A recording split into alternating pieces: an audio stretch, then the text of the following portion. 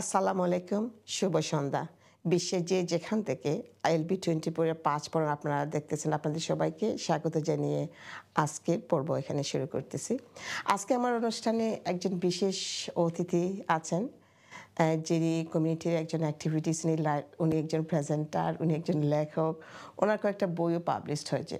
সবচেয়ে বড় কথা হলো ওনাকে নিয়ে আমরা অনেক অনেক সময় অনেক টিভি চ্যানেলে অনেক জায়গায় ওনার ইন্টারভিউ দেখেছি। উনি রিসেন্টলি আমাদের ব্রিটিশে MBA খেতাব যেটা উনি সেটা পেয়েছেন। আসুন আমরা আমাদের সেই পরিচিত মুখ এবং সবার প্রিয় আমাদের কমিউনিটির মোস্ট অ্যাক্টিভিস্ট একজন মেম্বার রেহানা খানম রহমান, আপনাকে অসংখ্য ধন্যবাদ। আপনি ILB 24 এর 5 অনুষ্ঠানে আপনাকে আসার জন্য। থ্যাংক ইউ ভেরি মাচ আমাকে এখানে আনার জন্য। আসসালামু আলাইকুম শ্রোতা দর্শক, আপনাদের সকলকে সাদর অভিনন্দন জানাচ্ছি। আমি রেহানা খানম রহমান। আমি আগেও চ্যানেলে এসেছি, আবার এসেছি জ্যোতি আপার আমন্ত্রণে। ওনাকে আমি ধন্যবাদ জানাচ্ছি। দর্শকদের উদ্দেশ্যে আমি একটি বলবো, রেহানা আপাকে আমার এই স্বল্প সময়ে ওনার সব কিছু তুলে ধরা এটা আসলেও একটা অসম্ভব ব্যাপার। তারপরও আমি নিজে জানার জন্য এবং আমাদের দর্শকদের জানার জন্য আমি আজকে এখানে এনেছি। আমি প্রথমে কংগ্রেচুলেট জানাচ্ছি আপা, আপনাকে জানি এর আগে বহুবার কংগ্রেচুলেট করা হয়েছে। তারপর আমি পার্সোনালি আবার আপনাকে কংগ্রেচুলেট করেছি যে আমরা খুব প্রাউড ফিল করি যখন আমরা দেখি আমাদের একজন মানুষ আমাদের বাংলাদেশের সবার উপরে এই দেশে ব্রিটিশ এত বড় একটা খেতাব আপনি পেয়েছেন। Congratulate, I am very proud of you আপনার এই খেতাবের জন্য। Thank you. পেতে হলে তো আপনাকে অনেক কাজ করতে হয়েছে, তাই না? অফকোর্স আমার আগের প্রথম থেকে এখন তো রিটায়ার্ড, ইয়াং এজে যখন শুরু করেছিলাম নিশ্চয়ই সারা জীবনের এগুলি কাজগুলি তারা বাছাই করে তারপরে তো দিয়েছে। এটা আমি ভাগ্যবান, কিন্তু এটা আমাদের স্বদেশী আমাদের বাংলাদেশিদের প্রাপ্য। ওনাদের জন্য সবার জন্য আমি পেয়েছি, আমার একলা না। এবং আমি আমার ইন্টারভিউতে বলেছিও যে এটা আমি উৎসর্গ করলাম বাংলাদেশিদের যে যেখানে আছে, পৃথিবীর যে যেখানে ছড়িয়ে আছেন সবাইকে আমি সে উৎসর্গ করেছি। এইটার জন্য সবাই দাবিদার, আমি একলা নই।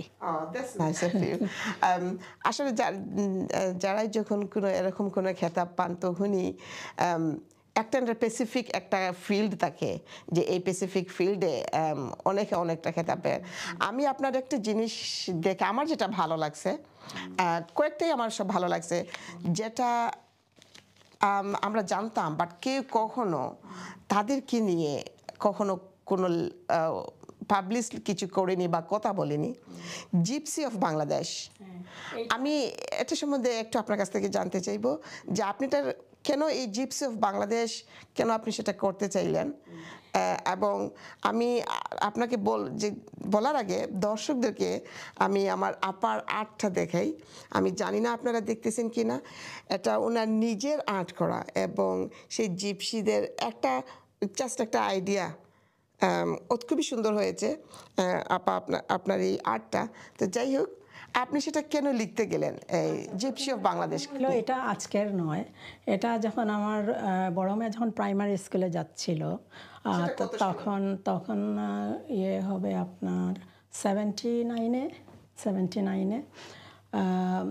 তখন ওই ইনার লন্ডন এডুকেশন অথরিটি একটা বুক প্রজেক্ট করছিল স্কুলের বাচ্চাদের জন্য, প্যারেন্টসদেরকে বাচ্চাদের সঙ্গে কানেকশন করানোর জন্য, ওদের স্টোরি বলার জন্য, যেন বাচ্চারা ইন্সপায়ার্ড হয় স্কুলে।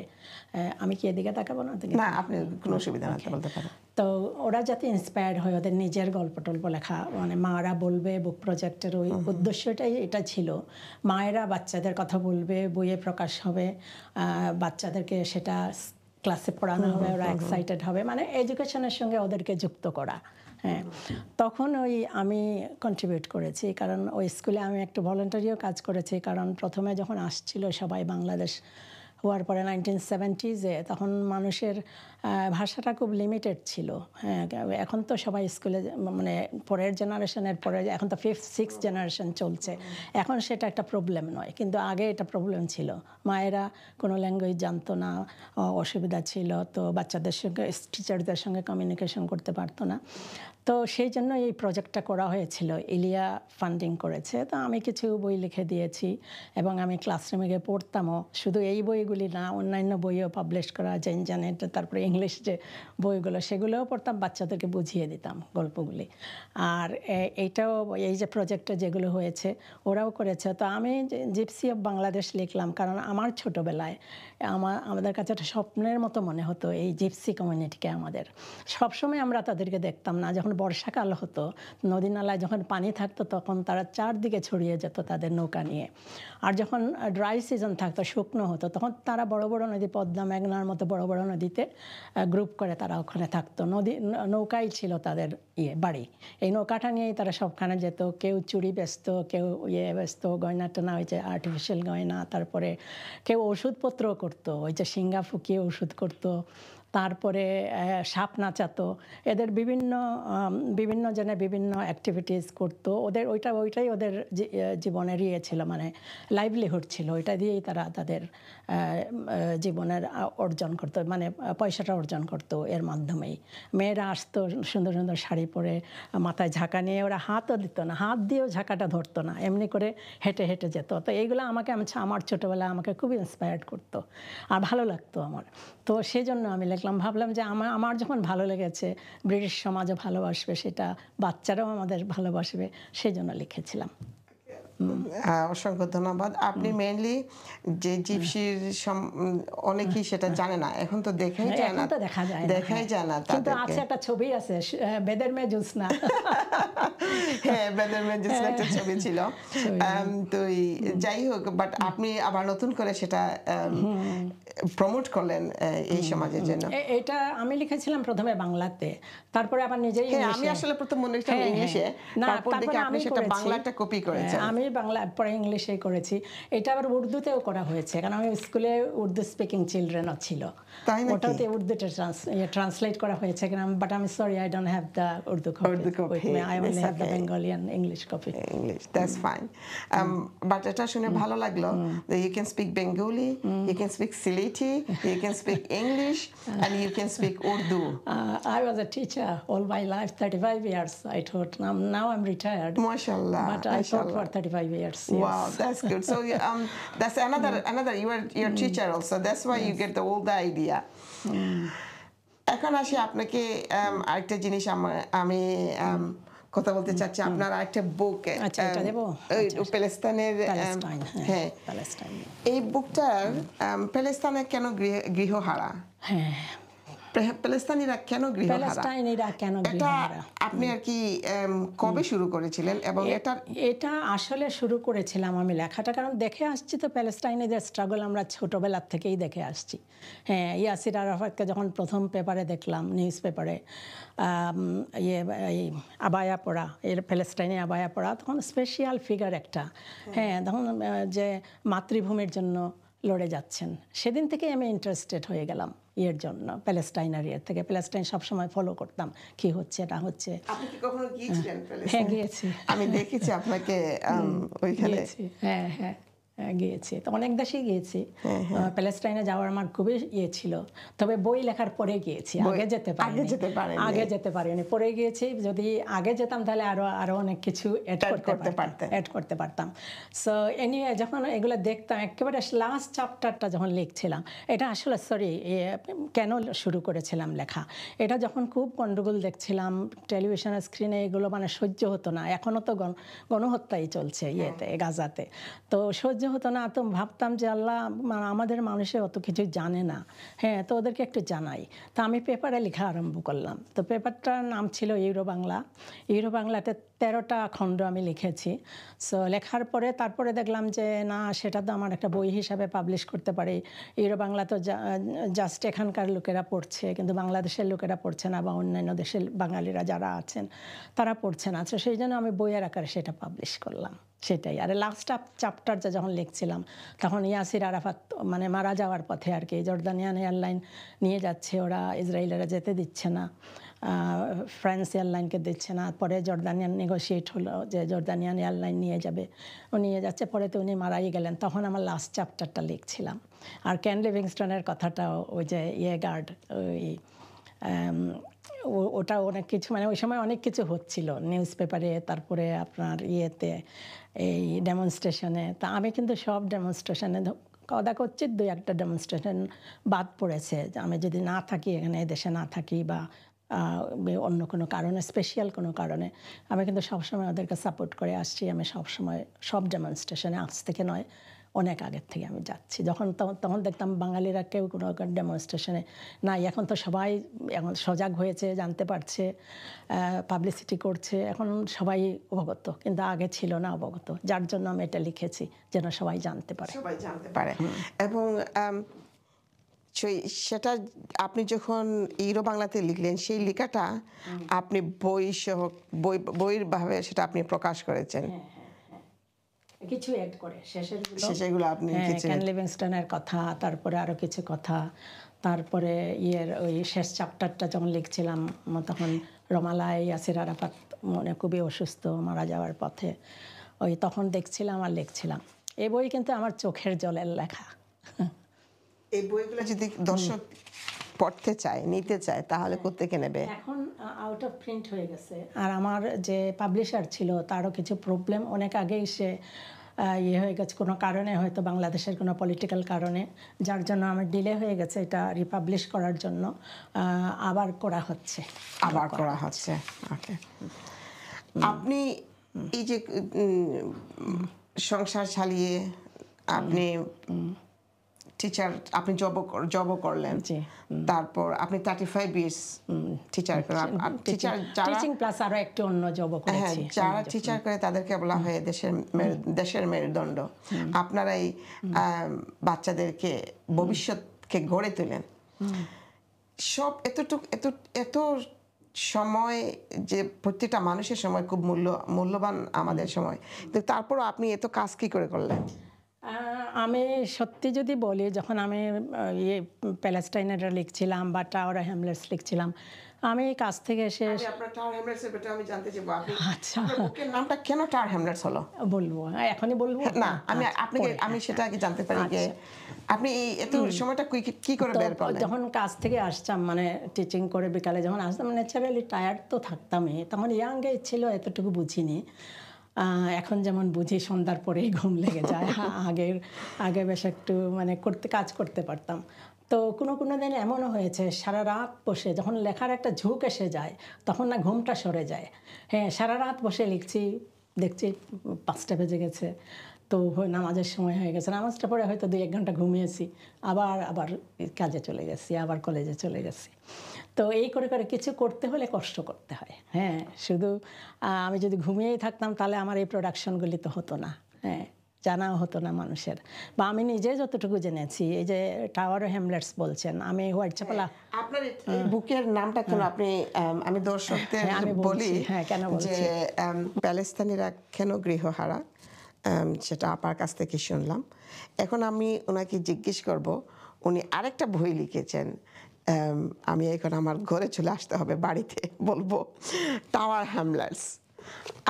আপনি বুকটা নাম কেনই দিলেন টাওয়ার হ্যামলেটস, এর পিছনের কারণটা কি? আচ্ছা, ফার্স্ট অফ অল টাওয়ারের খুবই পাশে আমি থাকতাম। হ্যাঁ, আমি বেশ কয়েক বছর, 8-10 বছর, হ্যাঁ, টাওয়ার ব্রিজের পাশে থাকতাম। এখানে আমার উইন্ডো থেকে ওই ডকল্যান্ডস লাইট রেলওয়ে তখনও হয়নি, টাওয়ার হিল স্টেশনটা হচ্ছিল। তারপরে ওইটা হওয়ার পরে আমার ভিউটা অবস্ট্রাক্ট করলো, ব্রিজের ভিউটা আমার উইন্ডো থেকে। সো এনিওয়ে, আমি টাওয়ারের খুব পাশেই থাকতাম।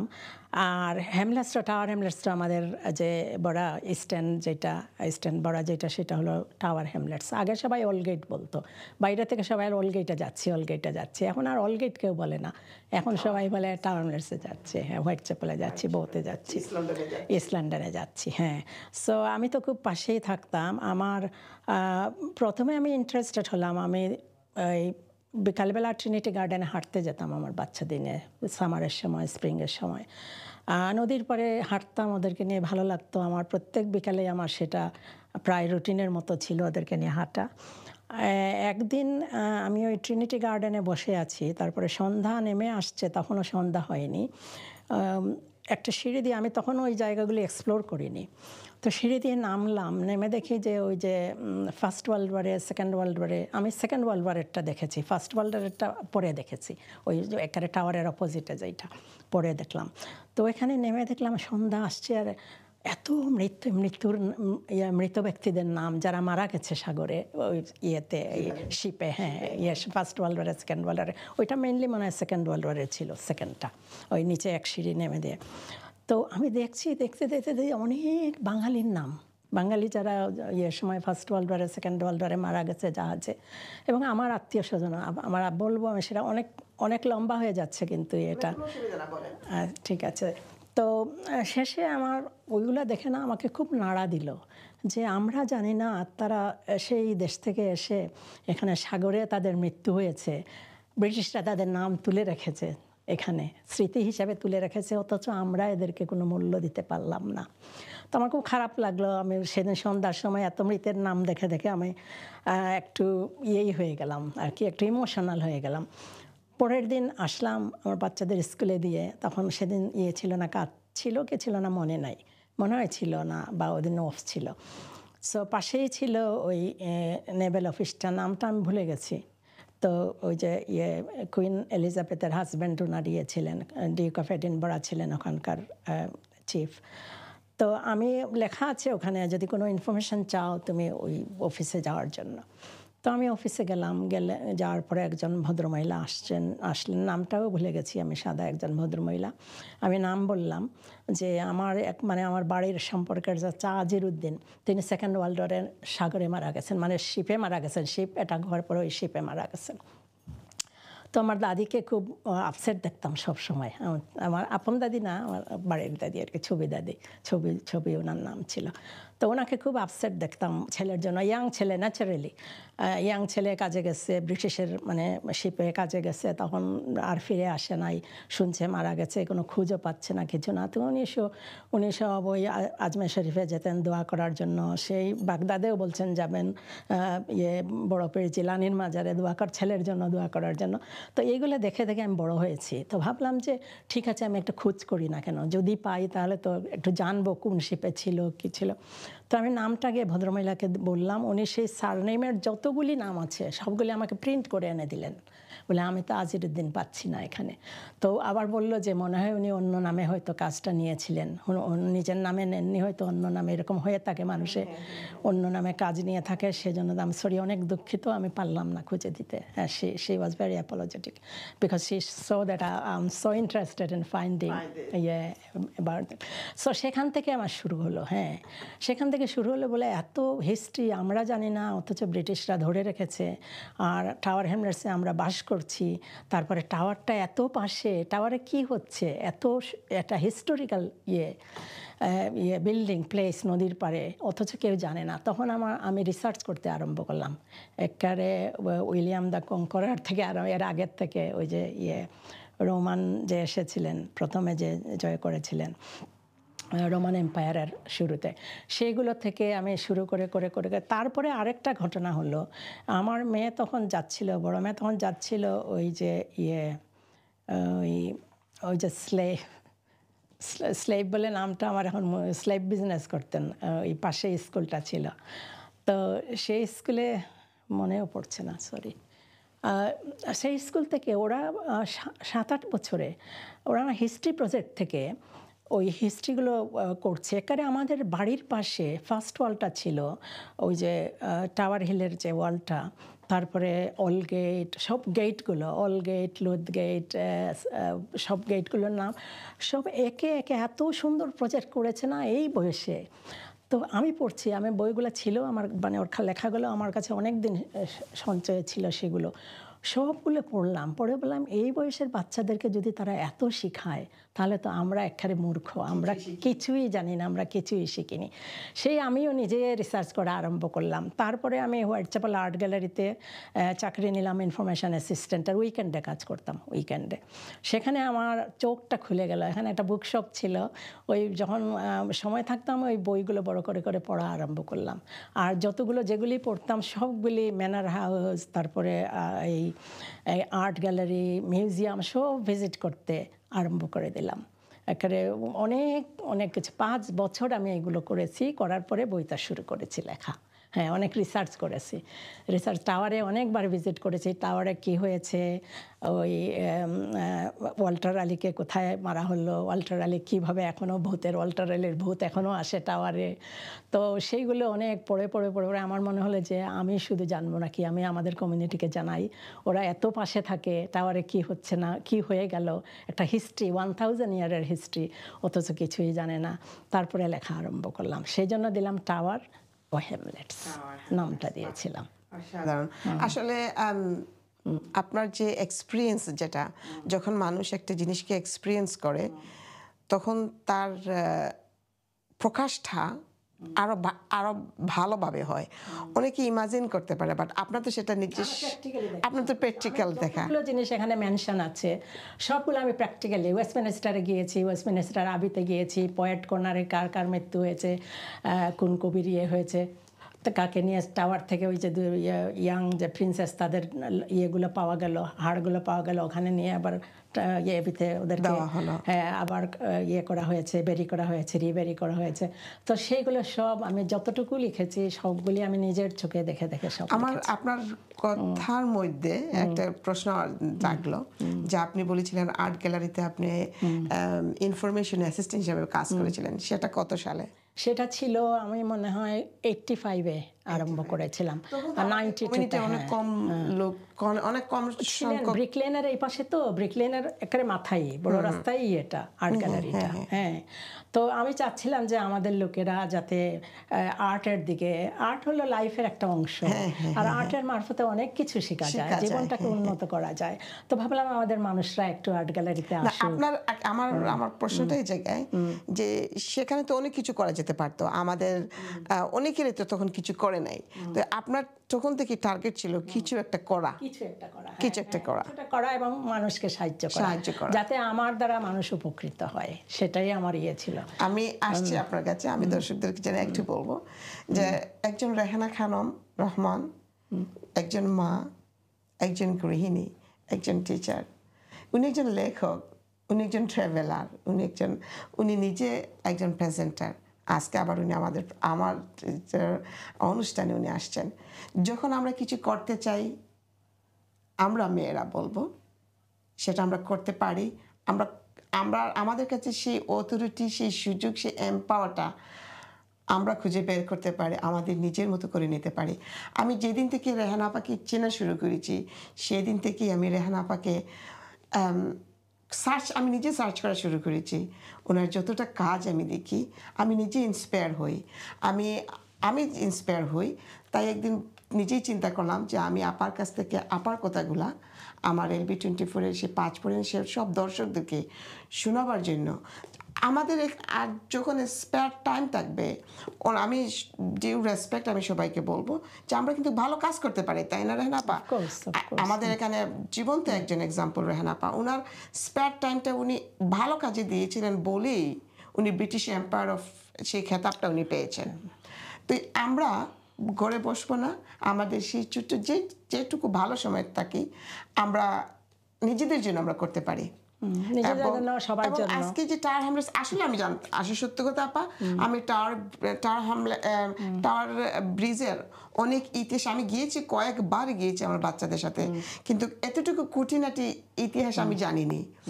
আমার মেন কিভাবে হলো সেটা আমার জানার কথা, কিন্তু আপনি যে এভরি ইন্ডিভিজুয়াল আপনি রিসার্চ করেছেন, এটা অনেক বড় জিনিস, এটা আপনার আগ্রহ ছিল বলে। এই যে স্যার টমাস মোরকে কিং হেনরি VIII যখন এক্সিকিউট করলো এক্সিকিউশন ওই যে ওই ট্রিনিটি গার্ডেনে এক্সিকিউশন প্লেসটা, মেইন এক্সিকিউশন প্লেস হলো ট্রিনিটি গার্ডেনে। সরি আপা, আমি একটা জিনিস একটা বলতে চাচ্ছি, আমি যাদের ল্যাঙ্গুয়েজ কোয়ালিটিতে থাকে কয়েকটা, যে বিভিন্ন ল্যাঙ্গুয়েজে কথা বলতে পারে, তাদের ব্রেন কিন্তু খুবই শার্প। সেটা আমি কয়েকবার দেখলাম, আজকে আবার সেটা আপনার মাধ্যমে সেটা না, আমি আসলে উর্দুও বলি, হিন্দিও বলি। হ্যাঁ, তাহলে আপনি নিজেই দেখেন, আমি কিন্তু দুটো ভাষাই জানি, তারপরে আমি কিছু বলতে পারবো না। তো যাই হোক, আর আরবিও শিখেছি রিসেন্টলি। আরবি আমার একটা ল্যাঙ্গুয়েজ আমি শিখেছি, সোয়াসে শিখেছি। Wow wow.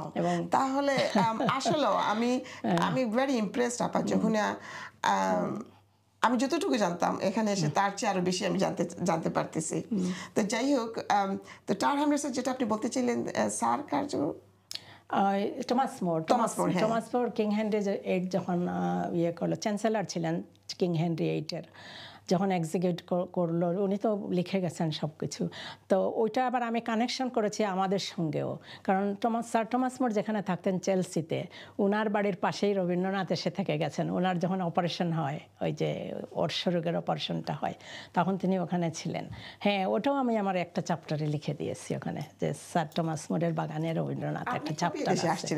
আমি আসছি 1977-এ। 77-এ, ইয়েস। অনেক অনেক আগে আসছিলেন আপনি। ডেফিনেটলি বাংলাদেশ থেকে লেখাপড়া করে আসছেন। আন্ডারগ্রাজুয়েট স্টুডেন্ট ছিলাম, এখানে এসে বাকি সব করেছি, সব লেখাপড়া কমপ্লিট করেছেন। গ্রাজুয়েট হয়েছি, আপনি যখন পোস্ট গ্রাজুয়েশন করেছি, মাস্টার্স করেছি, আর যদি মাইন্ড না করেন এখন বলি আমি ডক্টরেটও করার করছি, half of the way. Wow, আলহামদুলিল্লাহ আলহামদুলিল্লাহ। It's very very empowering. আপনি আন্ডার গ্রাজুয়েট ছিলেন, বাংলাদেশ থেকে এখানে এসে আন্ডার গ্রাজুয়েট হলেন, গ্রাজুয়েট হলেন, মাস্টার্স করেন, এখন আপনি পিএইচডি করতে চাচ্ছেন। এটা তো অলরেডি আমার অলরেডি আপনি হাফ করে ফেলেছেন। আর আমরা বসে বসে কি করতেছি, আমরা এরকম রেহানা খানমের মতো, রহমানের মতো, আমি চাই আমাদের কমিউনিটি থেকে এরকম আরো রেহানা খানম আসুক। যাই হোক আপা, এখন আপনার টাওয়ার হ্যামলেটসের সব ইতিহাস, tower bridge, tower Hamlets, you can say that is a concise British history. concise British history. টাওয়ারে যা হয়েছে, এমনকি শেক্সপিয়ারের লর্ড সাউথহ্যাম্পটনও টাওয়ারে বন্দী ছিলেন এককালে। Of course, I said I researched for 5 years for that book.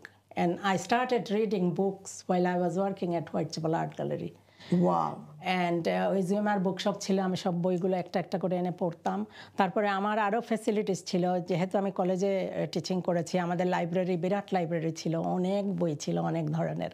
তো অবসর সময় আমি লাইব্রেরিতে বসে বসে আমার যেগুলো রিসার্চ করা দরকার ওগুলো পড়তাম, পরে আমার ম্যাটেরিয়াল জোগাড় করতাম আর কি ওখান থেকে। তারপরে কোনো সময় ব্রিটিশ লাইব্রেরিতে গিয়েছি দরকার যখন হয়েছে। ব্রিটিশ লাইব্রেরি স্পেশালি এই বইয়ের জন্য আমি গিয়েছি যখন ইয়ের কথা লিখি, আপনার ওই রবীন্দ্রনাথের দাদা যে ছিলেন ঠাকুরদা, তারপরে আরেকজন, নামগুলো আজকাল অনেক ভুলে যাই, বয়স হয়ে গেছে। তো এগুলো রিসার্চ করার জন্য আমি ব্রিটিশ লাইব্রেরি ইউজ করেছি। রাজা রামমোহন রায়, দ্যাটস ইট। রাজা রামমোহন রায়ের দেখার জন্য আমি ব্রিস্টলে গিয়েছি। হ্যাঁ, ব্রিস্টলে গিয়ে সেটা আরেক হিস্ট্রি, এটা খুব মজার হিস্ট্রি। হ্যাঁ, তো কলেজ গ্রিনে তো রামমোহন রায়ের স্ট্যাচু আছে, সেটা তো দেখলাম, কিন্তু ওনার যেখানে মারা গেলেন সেখানেও গেছি দেখতে।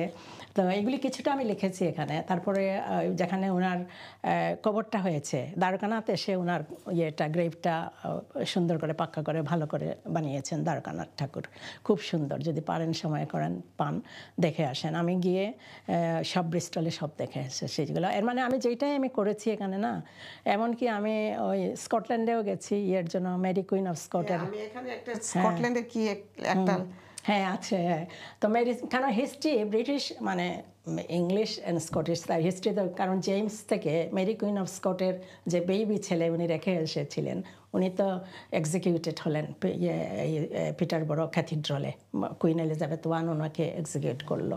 কিন্তু ছেলেটা তখন জেমস তো তখন 1 বছরের ছিল। সো জেমস তো পরে ব্রিটেনেরই রাজা হলো, কারণ ওদের তো blood related king Henry VIII বোনের ওই কানেকশনে বোনের বিয়ে হয়েছিল স্কটিশ কিংয়ের সঙ্গে। তো সে উনি রাজা হলেন। আর আমাদের সঙ্গে মুঘল এম্পায়ারের সঙ্গে ওনাদের যুগ হলো। স্যার টমাসরাও যখন জাহাঙ্গীরের আমলে ওখানে গেলেন, তখন এদের এত সম্পত্তি, এত ধন সম্পত্তি দেখে, সোনা জহরত হীরা এগুলো লেখে এই জেমসের ছেলের কাছেই চিঠি লিখেছিলেন। সেই চিঠিটাও আমি চিঠির কথাগুলো আমি আমার বইয়ে দিয়েছি। হ্যাঁ, আমাদের সঙ্গে যতটুকু কানেকশন করা যায় আমাদের বাংলার সঙ্গে, বাংলাদেশের সঙ্গে, আমাদের এশিয়ার সঙ্গে আমি কানেক্ট করেছি সেটা এখানে। হ্যাঁ, আপনার লেখার মাধ্যমে পুরোটা হিস্ট্রি তুলেছেন। আপনার ঘুরে এলাম আন্দালুসিয়া, এটা ফার্স্ট এডিশন, এটা সেকেন্ড এডিশন, একই বই। হ্যাঁ, এটা হলো ইসলামিক, ওই যে কর্ডোবা, তারপরে গ্রানাডা, আলহামরা, এইগুলো দেখে আমি মোহিত হয়ে গেছিলাম যে এত করে গেছে মুসলমানরা, ইউরোপ শাসন করে গেছে তারা, আর এত ঐতিহ্য ফেলে গেছে পিছনে। আমরা এখনকার ছেলেমেয়েরা বা এখনকার জেনারেশনরা, ওদের সুযোগ আছে, পয়সা আছে, ইচ্ছা আছে, ওরা যাচ্ছে, কিন্তু আগে তো হতো না এটা আমাদের। হ্যাঁ, আমি আসলে আবার বিশ্বাস করবেন না, আমি যে প্রোগ্রাম করতেছি আমি জাস্ট চিন্তা করতেছি যে আপনি কিন্তু ইতিহাস নিয়ে লিখতেছেন, এবং আপনি শুধু ইতিহাস, শুধু একটা দেশের ইতিহাস না, স্কটল্যান্ড, বাংলাদেশ, টাওয়ার হামলার, হ্যাঁ, মিডল ইস্ট, আপনি প্রত্যেকটা জায়গায় কিন্তু টাচ করেছেন।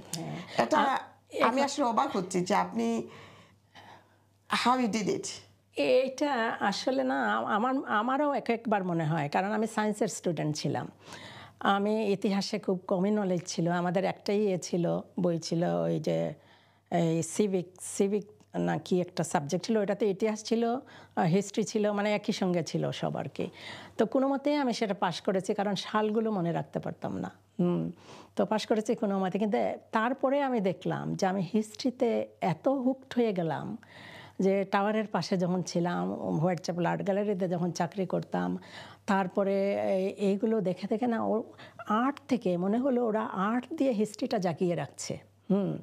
ম্যানর হাউসে যান, পুরো বইপত্র, তাদের আগের দলিলপত্র, সব কিছু, কে কত ট্যাক্স দিল, অথচ আমাদের দেশে সেগুলো নাই, কোনো একটা পাই না। টাওয়ারে কতজন কাজ করেছে, একেবারে বিগিনিং থেকে সব রেকর্ড আছে। হ্যাঁ, আমাদের হয়তো দরগাতে রেকর্ড আছে, কারা মোতল্লি ছিল, কারা ছিল, সেগুলো হয়তো খুঁজলে পাওয়া যেতে পারে, নাও পাওয়া যেতে পারে। কিন্তু এ দেশে যে এই রেকর্ডগুলো ওরা এত সুন্দর করে রেখেছে, সেগুলো দেখেও আমি মোহিত হয়ে গেছে। সেগুলো দেখেও আমার হিস্ট্রির প্রতি অনেক আগ্রহ বেড়ে গেছে, অনেক আগ্রহ। আসলে আপনাকে, আর পৃথিবীটাই হিস্ট্রি, যেটা চলে যায় কালকে সেটাই তো হিস্ট্রি হয়ে যায়। হ্যাঁ, সেটা জীবনের ক্ষেত্রে। হ্যাঁ, তো কিছু জানতে হলে তো জানতেই হবে, কালকে হয়ে যাবে আমাদের হিস্ট্রি। যেটা চলে যায় সেটা হিস্ট্রি হয়ে যায়। আপনার, আমার অবাক লাগে এটা যে আপনি এত স্টাডি করেছেন, আপনার প্রতিটা, আপনি যে খেতাবটা পেয়েছেন, ব্রিটিশ অফ এম্পায়ার যে খেতাবটা আপনি পেয়েছেন, সেটা আসলে রাইট মানুষকে ওরা দিয়েছে, রাইট মানুষকে দিয়েছে। কারণ আপনি যে কাজ করেছেন সেটা আসলেও অতুলনীয়, যেটা নর্মালি অনেকে অনেকভাবে কাজ করে, কিন্তু আপনার কাজ করে যে ফিমেল হয়ে, আর আমরা ফিমেলরা কিন্তু প্রতিটা জায়গায় আমরা অবস্ট্রাক্ট হয়ে যাই, যেহেতু বলা হয় women of the power, but আসলে কিন্তু বলার জন্য বলা। আপনিও সেটা জানেন, আমিও জানি, আমাদের পিছনের ম্যানরা আমাদেরকে 100% কিছু, আমরা অনেক দুর্গম পথ আমাদের পেরিয়ে যেতে হয়, আমাদের অনেক বাধা থাকে আমাদের চলার পথে। সেগুলো নিজের ইচ্ছায়, প্রথমে নিজের ইচ্ছাটা, তারপরে করে দেখাতে হবে যে I want to do this, nobody can stop me. হ্যাঁ, এটা মনে মনে নিজের ইরাদাটা যেটা, পণটা যেটা আর কি, সেটা ঠিক রাখতে হবে যে আমি এটা করব, by hook or by crook, সেটা করব আমি। তাহলে না হলে কিন্তু আগানো যাবে না, পথ আগানো যাবে না। এগিয়ে যেতে হলে কিছুটা স্পিরিট থাকা লাগবে। আমি আমার দর্শকদের উদ্দেশ্যে আবার বলবো, ঘুরে এলাম আন্দালুসিয়া, এটা এটার ভিতরে কি আছে? আমার দর্শকরা তো অনেকে সেটা পাবে না, কিন্তু ফার্স্ট অফ অল এটার ভেতর প্রথমে আমি ভিজিট করেছি আলহামরা। সো আমাকে সিলেট থেকে অনেকে বলেছেন, অনেকে আমার এই বই পড়ে বলেছেন যে আমাদের আলহামরা মার্কেট আছে, সিলেটে আলহামরা মার্কেট আছে, কিন্তু আমরা জানি না আলহামরা নামটা কোথা থেকে আসলো। আপনার বই পড়ে আমরা জেনেছি। হ্যাঁ, সেই যে আলহামরা প্যালেস, এটা ইস অ্যামেজিং। হ্যাঁ, এটা কিং হেনরি এইটের শ্বশুর শাশুড়ি ইজাবেলার ফার্দিন্যান্ড, মুসলমান যে শেষ রাজা ছিলেন তার থেকে দখল করে নিয়েছেন। এইটা মানুষদের মুসলমানদেরকে অনেক হত্যা করা হয়েছে। ওরা মরক্কোতে গিয়ে, বিশেষ করে বেশিরভাগ মানুষ মরক্কোতে, শুধু মুসলিম না, জুইশরাও ছিল। আর এই আলহামরা জয় করার সময় কিন্তু জুইশরা মুসলমান রাজাদের এই যে জিব্রাল্টার জেবল তারিকের নামে, তারিক তো দখল করলেন সেটা, হ্যাঁ হ্যাঁ হ্যাঁ, ওই যে জিব্রাল্টার যেটা, হ্যাঁ জিব্রাল্টার ওই ব্রিটিশরা এটার নাম দিয়েছে, মানে ওই যে নেলসন কালাম, ওই যে নেলসন কালাম যেটা আছে সেন্ট্রাল, সেই নেলসন যাওয়ার পথে ওনার একটা ঝান্ডা পাড়ি দিয়ে গেলেন। ওটার জবল তারিক ছিল, জবল হলো পাহাড়, আরবি শব্দ পাহাড়, আর তারিক ছিল যেহেতু তারিক, সেনাপতি তারিক জয় করেছিলেন, বুঝছেন? কারণ মরক্কো আর জিব্রাল্টার 12 মাইল দূর, কিন্তু সাগরের দূরত্বটা, পানিটা 12 মাইল। আর জিব্রাল্টারটা কিন্তু স্পেনের সঙ্গে লাগানো, স্পেনের সঙ্গে এমনি আইল্যান্ড, ঠিক আইল্যান্ড না, এক সাইড লাগানো আছে, গাড়ি দিয়ে যাওয়া যায়। হ্যাঁ, সো সেটা এই জবল তারিক যখন জিব্রাল্টার হলো, তারপরে আস্তে আস্তে এই তারিকে ইয়ে করলেন জুইশদের সাহায্যে। জুইশরা তখন তো ইউরোপে অনেক ছড়িয়ে ছিটিয়ে ছিল, এখনও তো আছে, এখনও সব প্যালেস্টাইন দখল করে বসছে। সো ওরা সাহায্য করেছে, কারণ ওরা ওই ইংলিশ রাজার সঙ্গে, মানে সরি নট ইংলিশ, স্প্যানিশ ওই এরিয়ার রাজার সঙ্গে হয়তো ওদের চলছিল। হিস্ট্রিতে আছে, আমি পড়ে আবার বলে দিতে পারবো। সো তখন ওই তারিক যখন জয় করলেন, তখন আলহামরাটাই প্রথমে আমার ইয়ে পড়েছে। তারপরে আলহামরা পরে আরেকটা করেছি আমরা, বলে গেছে কর্ডোবার মসজিদটা, ওখানে তো হ্যাঁ হ্যাঁ হ্যাঁ হ্যাঁ, কর্ডোবাই যে আছে ছবিটা আছে। সো কর্ডোবার মসজিদে, ওটা শুধু মসজিদ ছিল না, এটা ইউনিভার্সিটি ছিল, রাজার পরিষদ বসতো ওখানে, তারপরে সবই ছিল ওখানে। হ্যাঁ, তো এত সুন্দর সুন্দর এত বিল্ডিংগুলো দেখলে, সেই জামানায় তারা বানিয়েছে। এখন পর্যন্ত বিল্ডিংগুলো দিলে অবাক হতে হয় যে কী করে এই মুসলিম আর্কিটেক্টরা এগুলো বানালো, আর কি করে এত সুন্দর জৌলুসময় জীবন তারা পালন করে গেছে। কিন্তু দুঃখের বিষয়, আজকে আমাদেরই এত উজ্জ্বল একটা বিগত দিন, এত উজ্জ্বল দিন, প্রথমে তো ছিল উমাইয়াদ খলিফারা, তারপরে অন্যান্য খলিফারা, তারপরে অটোমান এম্পায়ার, সব জাজল্যমান উদাহরণ। আবার একটা বলছি, অটোমান এম্পায়ার বেশিরভাগ দেশ আমি ঘুরে এসেছি, সফর করেছি, একবারে আলবেনিয়া, মেসিডোনিয়া, তারপরে মন্টিনিগ্রো, তারপরে যতগুলো আছে, শুধু বেলগ্রেডে যাই নাই, বেলগ্রেডটা, বজনিয়াতেও যাই নাই। বজনিয়া, এগুলো আমার লিস্টে, যেগুলি করি নাই সেগুলো আমার লিস্টে আছে, আমি যাব। তো যেখানে যাই আমি হিস্ট্রি সংগ্রহ করি। আপনি তো বললেন আপনি সায়েন্সের স্টুডেন্ট, আর সেখান থেকে আপনি হিস্ট্রিতে আসলেন। ওই তো এসে গেলাম, আমার জীবন আমাকে এখানে এনে দাঁড় করিয়ে দিল আর কি। তো যেটা এখন আমার ভালো লাগে, যেটা আমি, কারণ যখন ট্রাভেলিংয়ে যাই তখন তো সবগুলাই ওদের হিস্ট্রি কি, কালচার কি, ওদের ইয়ে কি, এগুলো দেখলে তো মানুষ আমার ভালো লাগে। সব মানুষের সঙ্গে আমি কথা না বুঝলেও আমি ছোটোবেলায় তাই ছিলাম।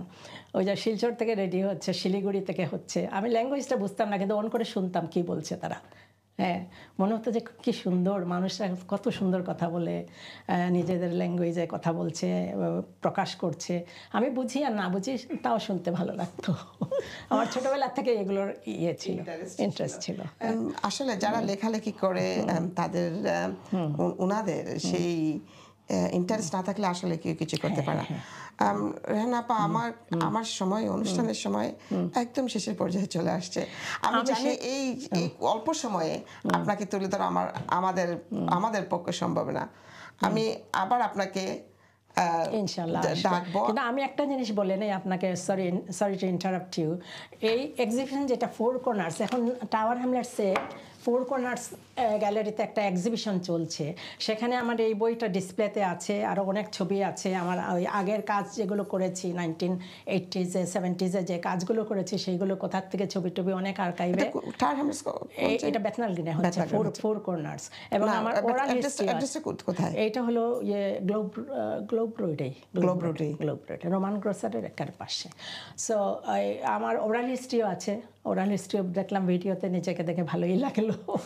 আপনারাও দেখে আসবেন যদি সময় থাকে ইনশাআল্লাহ। এটা কতদিন চলবে? এটা 3rd of August পর্যন্ত চলবে। ও 3rd of August পর্যন্ত চলবে, তাহলে ডেফিনেটলি যাবে।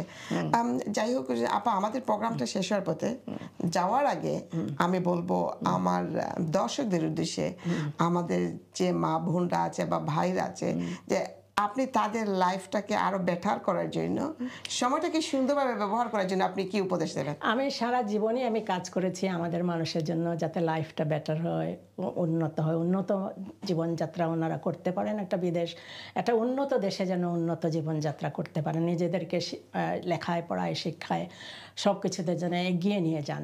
সেটাতে আমার একেবারে চাকরির প্রথম জীবন থেকেই আমি ডেভেলপমেন্ট অফিসার ছিলাম মন্টিফিউরির। হ্যাঁ, তখন থেকে আমি করে আসছি এগুলো অনেক কিছু। ওই যে মেলা আজকাল বলেন, সে মেলাটা আমি প্রথম চালু করেছিলাম, এখন তো অনেক হয়েছে। আপনি কি আমাদের নাম দেশ বিকাশ দেশ একটা মেলা যখন প্রথম হয়েছিল, আমরা মেলা বলেই ইয়ে করেছি, আপনারা মেলা বলে করেছেন? ওকে স্যার, হ্যাঁ, মেলা বলেই মন্টিফিউরি থেকে আমরা চালু করেছি। তো মন্টিফিউরিতে আরও অনেক কিছু আমি করেছি। ইন্টারন্যাশনাল উমেন ডে আজকাল সবাই পালন করছে, সেই জামানায় আমি কিন্তু করেছি, একেবারে পুরো বড়কে নিয়ে করেছি। বড়র সবাই ইনভাইটেড ছিল, সব ডিপার্টমেন্ট বা সব অফিস কন্ট্রিবিউট করেছে। তারপরে বাংলা নাচ গান এগুলো ছিল, আর্টিস্ট জোগাড় করা করা। তখনকার আমলে মানে 80s-এর কথা বলছি, এগুলো অনেক ছবি আছে আমার কাছে, এগুলো বলে শেষ করা যাবে না, যদি না দেখেন আপনারা। দেখতে হবে, অবশ্যই দেখবো, ডেফিনেটলি। আমি বলবো, আমি যেহেতু লন্ডনে আছি, সেই সুযোগ আছে দেখার, আমি গিয়ে দেখবো ইনশাআল্লাহ। আমাদের অনুষ্ঠান শেষ। Thank you. আমি বলবো, সরি আপনি বলছিলেন যেটা, আমি বলবো সবাইকে যে সময়টা ভালো করে লাগানোর, মানে কাজে লাগানোর চেষ্টা করেন। হ্যাঁ, আপনি ফুল টাইম জব করলেন, আমিও ফুল টাইম জব করেছি। আমার বাচ্চা 4জন বাচ্চা আছে মাশাআল্লাহ, আজকাল সবাই হাইলি এডুকেটেড, পড়াশোনা করেছে, সবাইকেই মানুষ বানিয়েছি আল্লাহর ইচ্ছায়। আর তারপরেও নিজের সময়টা আমি কাজে লাগানোর চেষ্টা। আপনি যদি 2-3 ঘন্টাও লেখাপড়ার কাজে বিকালবেলা একটু লেখেন, করেন, 2-3 ঘন্টা ইজ এনাফ। হ্যাঁ, খাওয়া দাওয়া ডিনার করে বাচ্চাদের বেডে টেডে দিয়ে যদি আপনি 2 ঘন্টা বসে আপনার নিজের উন্নতির জন্য কাজ করেন, কোনো কোর্স করেন, এদেশে জবের অভাব নাই, শুধু একটা কোর্স করবেন ভালো দেখে, যে ফিল্ডে জব আছে। আর জব হয়ে গেলে এমনিই মানুষের স্পিরিট বেড়ে যায়, একটা ভালো লাইফের, একটা ভালো বাড়ি কিনতে পারবেন, গাড়ি কিনতে পারবেন, ভালো কাপড় করতে পারবেন, বাচ্চাদের ভালো স্কুলে দিতে পারবেন। সেটা অনেক আমাদের জন্য অনেক দরকারি এদেশে। আমি সবাইকে উপদেশ দিব, সময়টা ভালো করে কাজে লাগাবেন। অসংখ্য ধন্যবাদ আপা আপনাকে আমাদের আজকের অনুষ্ঠানে আসার জন্য। কথা বলতে বলতে আমাদের অনুষ্ঠান শেষ পর্যায়ে এসে যাচ্ছে। যাওয়ার আগে আমি একটা কথা বলে যাচ্ছি, যে একজন রেহানা খানম রহমান যে খেতাবটা পেয়েছেন ব্রিটিশ এম্পায়ার থেকে, আমাদের এখানে বলা হয় MBA খেতাবটা পেয়েছেন। সেই খেতাবটা আসলে উনি একদিনে পাননি, ওনার টিচার ছিল 35 ইয়ার্সের ছিলেন। উনি কাজ করেছেন, উনি ভলান্টিয়ার ওয়ার্ক করেছেন, উনি বিভিন্ন দেশে ট্যুরিস্ট করেছেন, উনি লেখালেখি করেছেন। যখন আমরা কিছু অ্যাচিভ করতে হলে আমাদেরকে স্যাক্রিফাইস করতে হবে, এবং সেই স্যাক্রিফাইসের উনি কিন্তু বলেছেন যে ওনার পরিবার থেকে, ওনার ফ্যামিলি থেকে, ওনার পরিবেশ থেকে উনি সেই সাপোর্টটা পেয়েছেন। আমরা রেহানা আপার মতো, আমি চাইব এই কমিউনিটি থেকে আরও রেহানা খানমরা আসুক, আমরা ভালো কাজ করি, ভালো কিছু করে এই সমাজকে দেই। আমরা যেটুকু সময় পাবো সেই সময়টা যেন আমরা ভালো কাজের জন্য আমরা ব্যবহার করি, এবং যাতে আমাদের পরিবারকে উন্নত করতে পারি, সমাজকে উন্নত করতে পারি। ওনার কাছ থেকে অনেক কিছু আমরা শিখলাম, জানলাম। আমরা ভবিষ্যতে আরও কারোর কাছ থেকে আরও কিছু শুনবো এবং জানবো। ততক্ষণ পর্যন্ত আপনারা যেখান থেকে আমাদের LB20-র পাসপোর্টের অনুষ্ঠান দেখতে চান, আপনারা সবাই ভালো থাকুন, সুস্থ থাকুন। আমি আজকে এখান থেকে বিদায় নিচ্ছি। আসসালামু আলাইকুম ওয়া রাহমাতুল্লাহি ওয়া বারাকাতুহু।